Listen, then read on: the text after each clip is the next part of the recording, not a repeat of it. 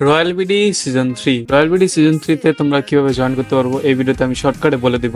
Royal BD season 3 তে join করার জন্য মেইনলি তোমাদের তো একটা অ্যাপ্লিকেশন লাগবে, এন্ড অ্যাপ্লিকেশনের মধ্যে সর্বপ্রথম তোমরা যে ভুলটা করো সেটা হচ্ছে যে পিপি মন্টেজ এন্ড হচ্ছে ক্লাচেস। ইয়েস, তোমাদের সর্বপ্রথম এই পিপি এন্ড ক্লাচেস থেকে সর্বপ্রথম বিরত থাকা লাগবে। একটা অ্যাপ্লিকেশনের মধ্যে তোমরা মেইনলি একটা ভিডিও বানাবা যেখানে তোমরা নর্মাল একটা এসএমপি তে খেলো বা যাই করো, তোমার লাইক নিজের মতো একটা কন্টেন্ট বানাবা। সেখানে তুমি তোমার ভিডিওর মধ্যে তোমার এডিটিং স্কিল দেখাতে পারো, এন্ড হচ্ছে তুমি চাইলে তুমি এই ভিডিওর মধ্যে এন্টারটেইন করতে পারো যদি তুমি ফানি এডিটর হয়ে থাকো অথবা ফানি কন্টেন্ট ক্রিয়েটর হতে চাও। আর অ্যাটলিস্ট তোমার দুই একটা এসএমপি তে খেলার এক্সপিরিয়েন্স থাকা উচিত।